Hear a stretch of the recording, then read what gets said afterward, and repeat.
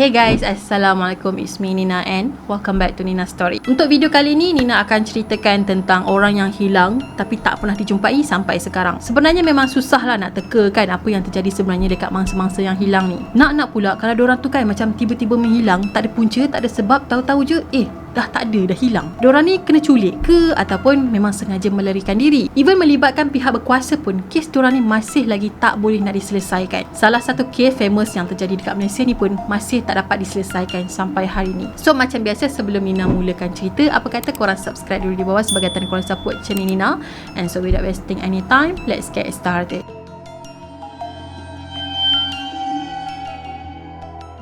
Untuk kes yang pertama ni terjadi di Iowa pada 5 September tahun 1982. Ada seorang budak lelaki yang berusia 12 tahun bernama Johnny telah diculik semasa dia tengah berjalan seorang diri. Masa dia tengah berjalan tu kan, tiba-tiba dia didekati oleh sebiji kereta. And then dalam kereta tu ada dua lelaki. Kemudian lelaki tu keluar dari kereta and then tarik Johnny ni masuk ke dalam kereta dia dan diorang pun pergi. Bila family dia tunggu Johnny ni tak balik-balik ke rumah, diorang pun buat report polis mengatakan yang anak diorang dah hilang. Tapi kan kalau ikut undang-undang Iowa pada masa tu, polis hanya akan bertindak selepas 72 jam kemudian. So boleh confirm yang budak tu hilang. Yelah, mungkin dalam tempoh 72 jam tu dia mungkin boleh balik rumah kan. Jadi kes pun akan selesai. So diorang tunggu 72 jam kemudian barulah polis ni mula mencari. Tapi kan merata-rata tempat diorang cari budak Johnny ni kan, diorang tak pernah jumpa. Dalam tempoh Johnny ni menghilang, polis dan family Johnny telah menerima beberapa berita mengenai Johnny sebenarnya masih lagi hidup. Polis juga telah terima laporan mengatakan yang Johnny dilihat masih lagi hidup berada di kawasan parking selepas 6 bulan dia menghilang. Manakala parents Johnny pula telah menerima surat layar mengatakan saya masih hidup dan telah ditandatangan oleh Johnny sendiri. Sampailah pada tahun 1997, mak Johnny cakap ada seorang lelaki dewasa telah masuk ke dalam rumah dia pada waktu tengah malam. So mak dia kata itu adalah anak dia Johnny yang dulu hilang ni, sekarang dah pun dewasa. Jadi Johnny cakap dekat mak dia pada hari kejadian tu dia memang diculik oleh lelaki yang pedo, tapi dia berjaya melarikan diri. Cumanya dia memang tak boleh nak munculkan diri, dia kena sembunyi sebabnya nanti diorang ni akan cari dia. So sejak daripada malam kejadian tu, mak dia kata Johnny tak pernah lagi muncul dalam rumah diorang. So betul ke? Tapi kan diorang still ada polis kan, kenapa dia takut nak munculkan diri?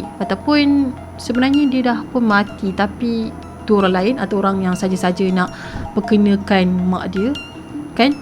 Jadi apa pendapat korang? Komen dekat bawah. Okay, next story.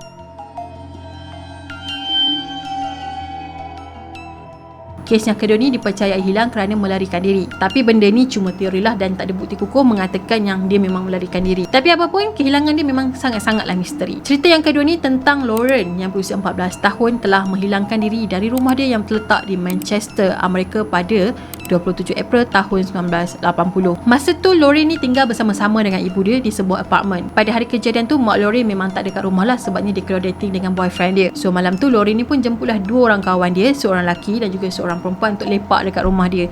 Yang lelaki tadi ni berusia 21 tahun manakala yang perempuan tadi tu sebaya dengan dia. Masa diorang tengah lepak ni kan, diorang terdengar macam suara orang dekat luar rumah. So Lauren ni fikir, alamak, mak aku dah balik lah. Jadi kawan lelaki Lauren ni pun cepat-cepatlah keluar dari rumah dan Lauren ni pun tutup pintu. Rupa-rupanya suara tadi tu bukanlah suara mak Lauren tapi suara orang lain. Akhirnya Lauren ni telah tertidur dekat sofa manakala kawan dia tadi tu tertidur di atas katil Lauren. Dalam pukul 1 pagi macam tu, mak Lauren pun balik ke rumah dengan boyfriend dia dan mak dia cakap lorong ke rumah diorang tu memang gelap. Tak tahulah, mungkin disebabkan ada orang cuba pecahkan mentol. Sampai je dia dekat depan pintu rumah. Pintu rumah dia memang tak berkunci dan dia nampak anak dia tengah tidur atas katil. Padahal yang tidur dekat atas katil tu adalah kawan anak dia, bukan anak dia. Anak dia kan tidur kat sofa. Lepas tu mak boyfriend dia pun tanyalah, kenapa pintu belakang ni terbuka tak tutup? So mak dia ni pun cubalah kejutkan Lauren kan, macam nak tanyalah, kau dah kenapa tak tutup pintu? Bahayalah kau biarkan pintu terbuka macam tu. Tapi mak dia memang terkejut sebabnya ingatkan Lauren yang tidur, rupa-rupanya kawan anak dia. Dan Lauren memang dah tak ada dalam rumah tu. Dia memang tak ada atas sofa. Masa tu dia tengah tidur kan. Tak ada guys. Jadi diorang pun keluarlah mencari Lauren dan diorang telah call polis pada pukul 4 pagi. Bila polis dapat kes ni, satu je diorang fikir, okey, ni mesti kes dia lari dari rumah. Tapi sebenarnya kes Lauren ni lain. Sebab apa ni nak kata lain? Sebabnya tak ada tanda-tanda langsung yang dia nak melarikan diri tau. Dia tak bawa apa-apa langsung harta benda dengan dia. Beg ke, baju ke, kasut, duit, semua dia tak bawa. Dia ada dekat dalam rumah. Walaupun kes ni dah terjadi berpuluh-puluh tahun yang lepas kan, tapi sampai sekarang Lauren tak pernah balik dan tak pernah dijumpai. Pelik juga kan. So korang rasa dia memang melarikan diri ataupun diculik? Kalau dia memang nak larikan diri, dia mesti dah bawa tahu barang-barang peribadi dia. Macam duit mestilah dia nak kena bawa, baju kan, kasut-kasut dia pun semua tu. Tapi ni macam tak ada langsung, cuma dia je yang menghilangkan diri. Dan satu lagi, kalau korang kata mungkin lelaki yang lepak dengan dia tu yang bawa lari dia, tak guys, dia memang bebas daripada suspek utama dalam kes ni. Cuma itulah, tak tahu clue. Jadi ni nak tahu pendapat korang. Mungkin korang ada teori sendiri, komen dekat bawah. Okay, next.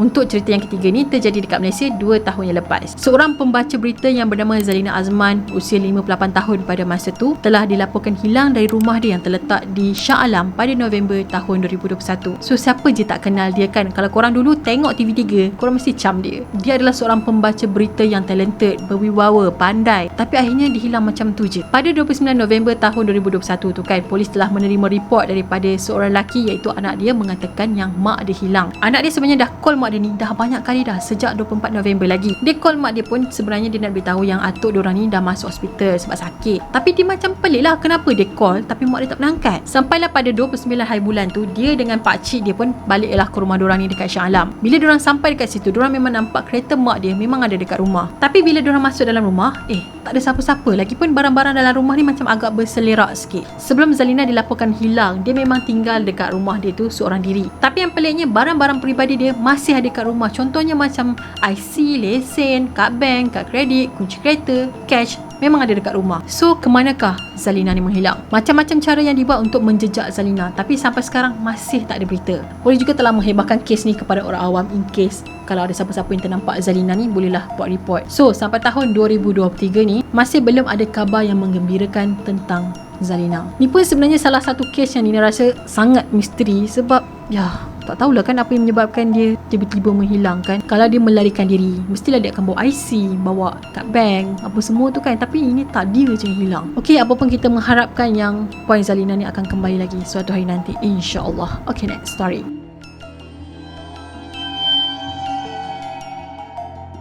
Kes yang terakhir ni adalah tentang budak perempuan yang bernama Nailin yang telah hilang di kawasan tapak perkemahan. Kejadian ini terjadi pada 25 Jun 1983 di Montana. Pada hari itu, Nailin dengan family dia telah berpiknik di National Forest berdekatan dengan kawasan pergunungan. So macam biasalah, Nailin ni pun bermainlah dengan budak-budak yang lain ada kat situ. Menurut cerita kawan-kawan dia tu kan, diorang nampak yang Nailin tadi telah dibawa oleh seorang lelaki yang berpakaian suit jogging berwarna ungu. Awal tu, lelaki ni telah mengajak Nailin dan juga kawan-kawan dia untuk bermain satu game yang nama Follow the Shadow. So kawan-kawan dia ni jalan dulu dekat depan dan Nailin dengan lelaki tadi berjalan di bahagian belakang. Tapi bila diorang toleh je ke belakang, Nailin dengan lelaki tadi tu dah hilang guys. Kemudian Nailin pun dicari dengan meluas di tempat dia menghilang tu. Selama 10 hari misi ni dijalankan, tapi kan polis masih tak jumpa Nailin. So gambar Nailin tadi pun telah diprint beribu-ribu keping dan telah diedarkan di seluruh Amerika. 2 tahun kemudian, Pusat Kebangsaan Kanak-Kanak Hilang telah mendapat call dari seorang lelaki yang tak dikenali, dan lelaki itu telah memperkenalkan nama tengah dia adalah K. Dia cakap dia lah yang mengambil Nailin pada masa tu dan dia nak besarkan Nailin macam anak dia sendiri. So dia kata dia terlalu sayangkan Nailin dan tak sanggup nak berpisah dan serahkan Nailin balik kepada keluarga dia. Even diorang dah dapat call, dapat surat daripada lelaki yang bernama K ni kan, polis masih tak dapat tangkap dan kesan siapakah lelaki itu sebenarnya. Kemudian pada 24 Julai 1995, mak Nailin ni pun telah meninggal disebabkan dia kena bunuh di Mexico. Tapi tak dapat dipastikan sama ada kes kematian mak Nailin ni sebenarnya ada kaitan dengan Nailin hilang dahulu. Dan sampai sekarang ni pun kes ni sebenarnya masih lagi belum diselesaikan. Dan keluarga Nailin percaya orang yang bawa lari Nailin ni bukanlah datang daripada keluarga diorang sendiri, tapi orang luar yang bawa lari dia. Kes macam ni pun ada nak anak tapi girembat anak orang lain. Alright guys, itu sajalah perkongsian Nina untuk hari ini. Nina harap korang suka dengan cerita-cerita yang Nina kongsikan sebentar tadi. Kepada korang yang belum lagi subscribe channel Nina, kata korang subscribe dulu di bawah sebagai tanda korang support channel Nina. Dan jangan lupa juga untuk turn on notification, at least korang tak terlepas lah dengan video-video baru yang Nina akan upload pada masa yang akan datang. Jangan lupa juga untuk follow Nina di Instagram dan juga TikTok. Kita akan jumpa lagi next video. Bye bye. Assalamualaikum.